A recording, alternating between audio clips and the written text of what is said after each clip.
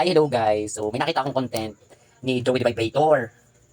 Nananakot siya ng mga Pilipino. Sabi niya, ganito, ganyan. So, ito panoorin nyo na lang kung paano ipahayag ni Joey the Vibrator ang kanyang opinion dito sa West Philippine Sea between China and Philippines. Roll BDR. Go Joey the Vibrator. Manakot ka lang. Akamping po, pero na ko lang nalaman, kampi kami kay BBM. Susmedi yan, totoo. Sabi ni Cassie, totoo. Ano ka ba? Kinokontra ba ni Mama Lenny si BBM ngayon? Totoo, Hindi. hindi. Kinokontra ba ni si Hey Darian? Nakapwa niya Hindi. kami. Kinokontra ba niya si BBM? Hindi. Ang Rappler, binabanata ba si BBM? Hindi. Totoo, hindi. Hindi. Malinaw na wala na kayong kakampi. Kung pipiliin kami between Inday and Marcos, pipiliin ko si Marcos. Kadiri, sobrang kadiri. Kaya I love BBM. Yes, I love BBM. How can you love BBM? How can you love BBM? How can you love Sara? How can you love Duterte? I mean, ito yung hindi ko guess sa Wag inyo ha, lang na parang, I support BBM rather than Inday. The Typhoon missiles that are here in the Philippines Nananakot can na siya. kill everybody. Nananakot na. In Luzon. Ano? Yung Typhoon missiles na nandun sa may Cagayan. Oh, ba't ako? It can kill anyone.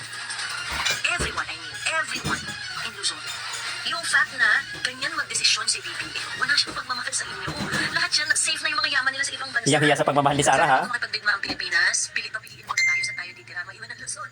Maiwan sa Luzon ang matabang sa Wendy. Ay naku, sa totoo lang, ako talaga naghanap na ako ng property sa Davao. Sara all.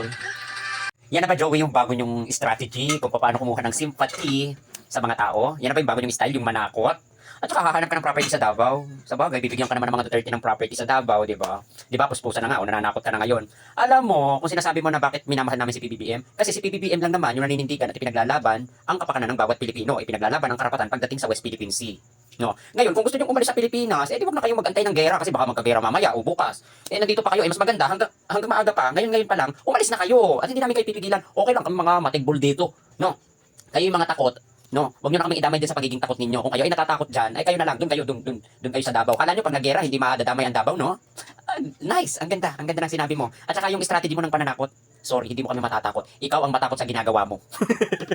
Niloloko mo ang sarili mo. Sa bagay, nakadepende naman yung sa binabayad sa inyo, di ba?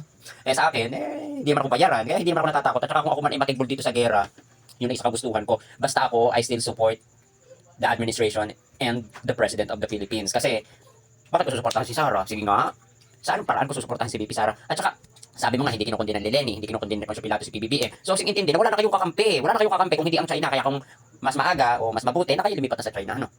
Lisanin niyo ang Pilipinas. So, yun, keep safe and God bless. Joey the Vibrator.